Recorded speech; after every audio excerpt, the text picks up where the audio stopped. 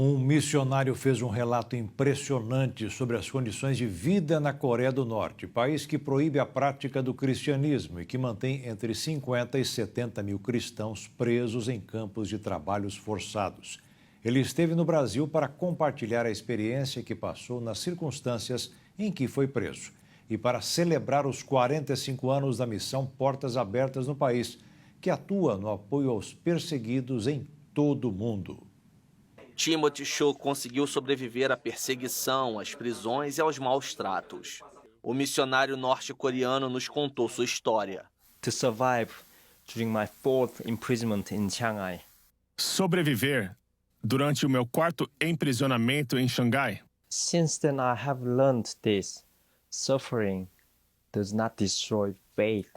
Desde isso eu aprendi o quê? O sofrimento não destrói a fé. It refines. Mas ele refina a fé. Timothy foi abandonado pelos pais durante a década de 1990, em um período de fome extrema na Coreia do Norte. Ele foi impedido de frequentar a escola e, com isso, foi morar na rua. Aos 17 anos, Timothy fugiu para a China pela primeira vez, mas foi capturado e deportado para o país natal. Após o seu retorno, ele foi preso e torturado. O cristianismo é visto como uma ameaça ao regime político local. Because I wanted to survive, I wanted to see a different world. Eu queria sobreviver. Eu queria ver um mundo diferente.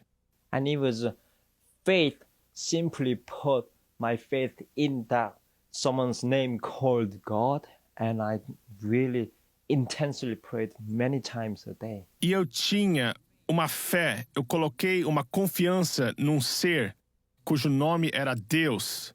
Então eu orava com muita intensidade, várias vezes ao dia. Entre idas e vindas entre China e Coreia do Norte, Timothy foi preso 5 vezes, até que anos depois conseguiu fugir para o Reino Unido, onde vive até hoje.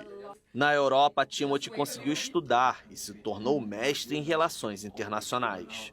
Lá ele pratica a fé livremente e chama a atenção do mundo para as violações dos direitos humanos dos cristãos perseguidos na Coreia do Norte. Para se ter ideia, Timothy nasceu em um vilarejo a cerca de 200 quilômetros de um campo de concentração, chamado de Inferno na Terra. If we don't have this hope, we cannot keep going. Nós não temos essa esperança, a gente não consegue continuar. Imagine in the darkest prison, but that's the same hope even we are today talking about. Se não tivermos essa esperança, não podemos continuar. Pense em mim naquela prisão mais escura. Essa é a mesma esperança da qual estamos falando hoje. Há mais de 20 anos, o país asiático está no primeiro lugar da lista mundial da perseguição, documento da missão Portas Abertas, que classifica os 50 países onde os cristãos são mais perseguidos. Se descobertos pelas autoridades da Coreia do Norte, os crentes são enviados para campos de trabalho forçado como prisioneiros políticos, submetidos a condições cruéis ou são mortos no local. A família deles tem o mesmo destino. É quase impossível para os cristãos se reunirem. Ter uma Bíblia é um crime sério e o ato é severamente punido. Um relatório publicado em 2022 pela Associação Internacional de Advogados e o Comitê de Direitos Humanos do país disse que os cristãos são expostos à tortura nas prisões.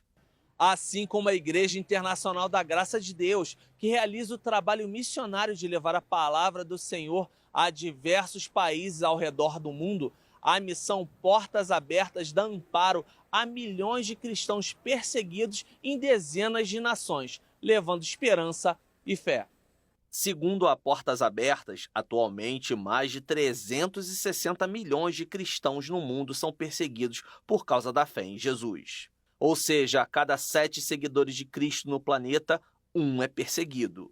Nos últimos anos, a violência aumentou em regiões específicas, como no continente africano, além do monitoramento por meio da tecnologia, casos da China e da Índia. Os dados da Lista Mundial de Perseguição 2023 foram coletados em pouco mais de um ano, entre outubro de 2021 a novembro de 2022. A missão Portas Abertas, que tem mais de 65 anos de fundação, trabalha com distribuição de bíblias e material religioso, ajuda socioeconômica e apoio ao cristão em situação de risco e perseguição. No Brasil, a entidade acabou de completar 45 anos de atuação.